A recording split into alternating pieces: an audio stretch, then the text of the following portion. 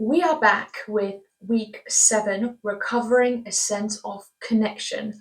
And first, Julia writes about the importance of listening. So, listening to your intuition, to that inner voice that kind of gives you a couple of ideas of the things that you could try. And there's one paragraph that I wanted to read to you, which is these moments of clear inspiration require that we move into them on faith.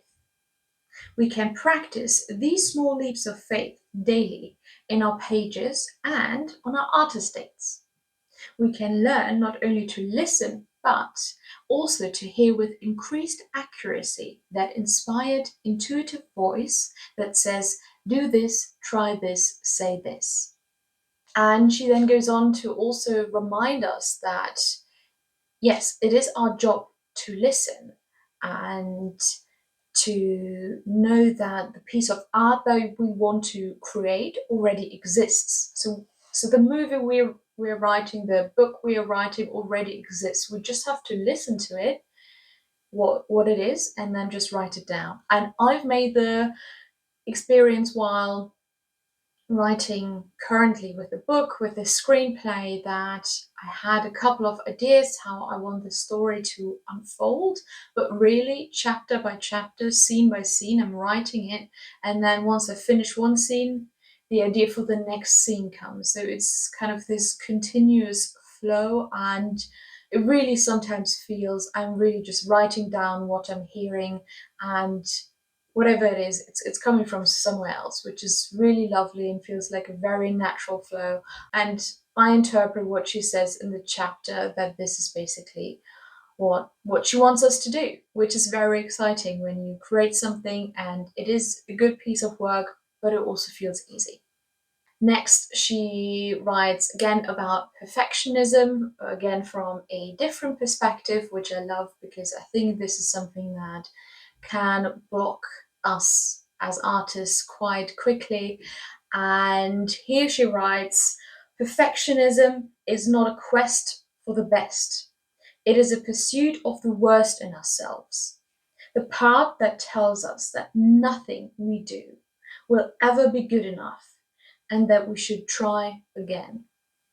And then she also goes on and says that when writing a book, you at some point know you've done the best that you can and you move on. Like you create the piece of art, you do the editing, you make it shinier, and then at some point you decide, well, this is the best I can do, and you move on to the next piece of art.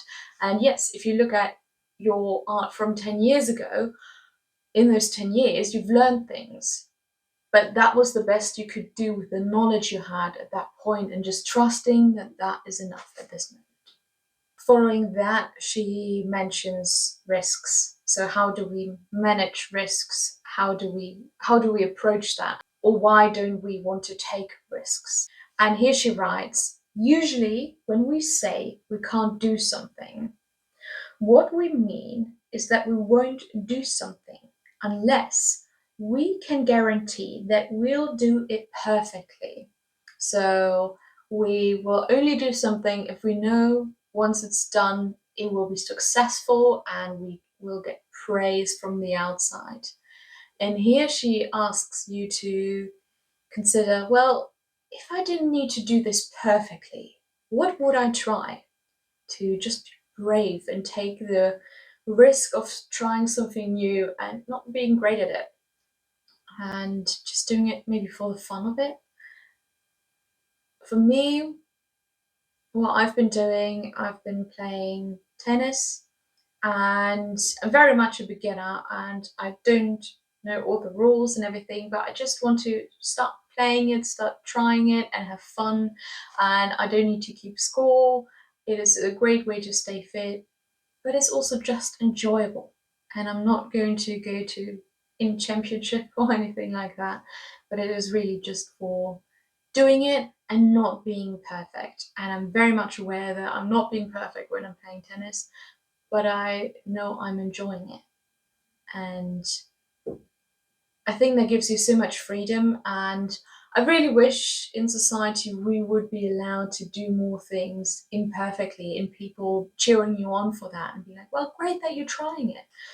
And being really supportive rather than nitpicking every small mistake that you might do, which I think sometimes, at least I have the feeling, or I think as a human being, you have the feeling, well, if I can't do it perfectly, somebody will say something and that will be hurtful. So just being like, hey, well, I'm just doing this for the fun of it, and that is good enough. Up next, jealousy. And here she says, jealousy is a map. It is basically a queue of things that you would like as well. So if you have two friends, let's say, and one friend always goes traveling and the other friend has just got a promotion. Now, of course, everyone loves a promotion, most people, and everyone loves traveling to some extent. But you yourself, you love traveling, but you are currently more focused on your career. So your friend going traveling to yet another country, like, well, that looks great. I'd love to go. This is awesome, and I'm very happy for them. But then your other friend gets a promotion, and you're like, well, I'm happy for them as well, but why can't I get a promotion? I wish I got the promotion. And that is then a cue for you to be like, okay, well, there's many things I love, I enjoy, but this is maybe something that I really care deeply about. And here she gives you an exercise. She says, write down the person that you're jealous of. That can be someone you know or you don't know. Then write down the thing that you're jealous of that they have or that they're doing. And then write down the fix. So, what can you do right now to fix that? Say if you're jealous of a friend who got the promotion, then you maybe start looking at, okay, well, start looking at what you're currently doing at your job. Maybe you can change something. Maybe you can look for a different job, and that kind of gives you cues in where you want to move in life and also on your artist journey. So that is an exercise she asks you to do, and then she also has another archaeology exercise. So again, figuring out more things about yourself, that you are, what things that you might have forgotten or lost about yourself, and just kind of following down that kind of road and uncovering more. And that was already everything in this chapter. I really enjoyed this chapter. I found there were some really great pieces of information in there, especially the quote for me about perfectionism. I found very profound and was a good reminder for myself to be kinder to myself. And this week kind of felt quite busy, so I was only able to do two of the tasks. I went on an artist date, which was lovely. I went to a Victorian house, so people have had kind of preserved how their kind of ancestors lived in Victorian era London, and it was really, really interesting and a great way to basically time travel a bit. I did my morning pages every day, but one day I skipped it. I woke up the next morning and was like, oh, I forgot that. But other than that, I've been doing them. I found them a bit more tedious this week. Like I had one day where it was really, really helpful with my creativity, and I was really able to write down and write down kind of mapping certain things, so that was really, really helpful. Other days where it felt like a chore and it wasn't as useful to me, but I guess sometimes you just have to have a couple of days where you just get stuff out to then have like those few days where you really get to the point and really get to or get out of these pages the things that are really useful. Vulnerability and freedom.